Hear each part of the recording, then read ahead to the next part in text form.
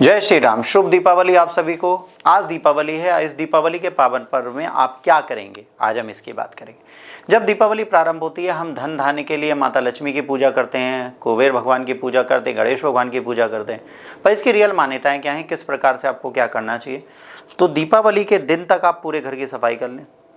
मूर्ति आपने धनतेरस में खरीद लेनी है, गणेश लक्ष्मी जी की मिट्टी की, और उन्हीं की आपको पूजा बड़ी दीपावली के दिन करनी है। आपको याद रखना है, जब आप गणेश लक्ष्मी की मिट्टी की बनी मूर्ति कुबेर महाराज के साथ ले आते हैं तो आपका जीवन समृद्ध हो जाता है। अब इस समृद्धि के लिए आपको पूजा करनी है, तो पूजा के लिए पहले इन तीनों मूर्तियों को विधि विधान पूर्वक स्थापित करें। दीपावली वाले दिन इन पे धूप दीप घी नैवेद्य चढ़ाएं और इनसे प्रार्थना करें आपके घर का सामर्थ्य बढ़े। याद रखिए, लक्ष्मी माँ के पुत्र हैं गणेश जी, तो गणेश जी सदैव लक्ष्मी माँ के बाएं बैठेंगे। मतलब लक्ष्मी माँ का जो बायां हाथ है उसके साइड में बैठाइएगा। लोग क्या करते हैं, पति पत्नी वाला रिश्ता समझ लेते हैं, ऐसा उनके साथ है नहीं, पहली गलती।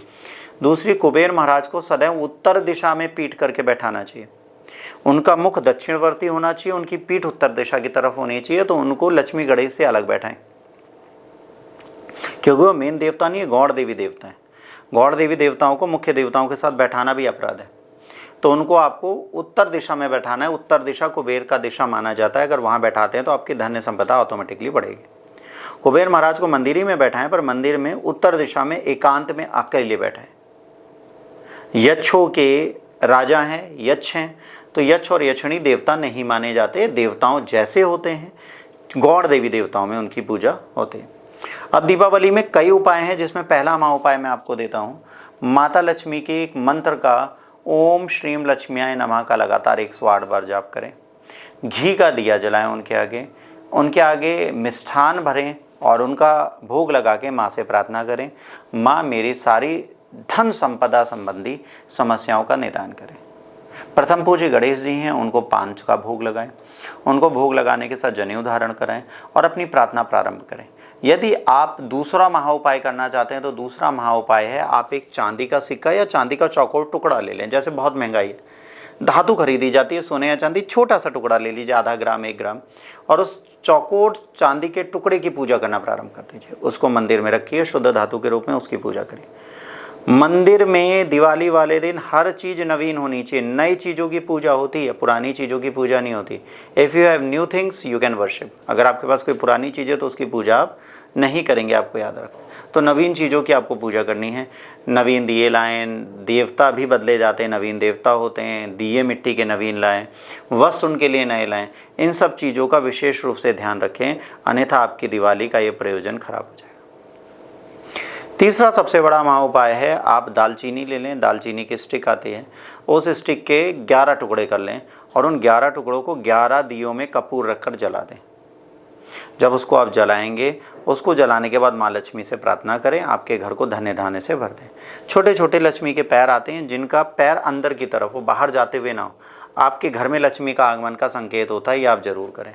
आपके घर पे छोटी कन्या है जो 10 वर्ष से नीचे है, उसका सम्मान करें, उसको नए कपड़े दिलाएं, उसके चरणों को छुएं और उनसे प्रार्थना करें, माता लक्ष्मी तक ऑटोमेटिकली पहुँच जाएगी। दीपावली के दिन मिष्ठान खाने का, नवीन वस्त्र पहनने का, लोगों से सौहार्दपूर्ण भावना रखने का सबसे बड़ा नियम है। दीपावली दिन 51 दियों का प्रयोजन करें। 51 दिए बनाएं, 51 दिए अपने घर की डेयरी के आसपास जलाएं। याद रखिए, 51 दिए या तो शुद्ध घी के हों या सरसों के हों। एक दिया होगा, मतलब उसमें एक बाती होगी, चौमुखी दिया नहीं होगा, सिंगल बाती वाला दिया होगा वो। तुलसी पर जरूर एक दिया चलाएं। अगर आपके यहाँ तुलसी नहीं है तो कोशिश करिए दिवाली से पहले एक तुलसी का गमला ले लें, उसकी पूजा जरूर करें। तुलसी माँ पे भी दिया जलाना नितांत आवश्यक है दिवाली वाले दिन। घर में दिवाली वाले दिन अंधकार ना करें, सर्वाधिक प्रकाश आपके घर पे दिखना चाहिए। कहा जाता है माता लक्ष्मी रात को यहाँ पे आगमन करती हैं, तो वो याद रखें। मुहूर्त याद रखें, मुहूर्त में पूरा परिवार बैठ के पूजा करे, शंखनाद करे, आरती करे, ओम श्रीम लक्ष्म्याभो नमो नमः का जाप करें। 108 बार कम से कम जाप करें और माँ से प्रार्थना करें। उनको पान का भोग लगाएं। याद रखिए, मिष्ठान उन्हें बहुत पसंद है, तो मिष्ठान में सफ़ेद मिष्ठान आप चढ़ाएं, आपको लाभ जरूर मिलेगा। छोटी दीपावली के बाद बड़ी दीपावली का बहुत बड़ा प्रयोजन है, इसको करना हमारे लिए बहुत ज़रूरी है। और यदि आप कर सकते हैं तो आपको बहुत फ़ायदा मिलेगा। सबसे बड़ी बात है, दिवाली में रंगों का बहुत महत्व है। रंगोली बनाएं अपने घर पर। आप जितनी रंग बिरंगी सुंदर रंगोली बनाएंगे, आपका प्रयोजन उतना सिद्ध होगा। आपकी रंगोली आपके जीवन को सौहार्दपूर्ण बनाती है, बड़ा बनाती है और सुंदर बनाती है।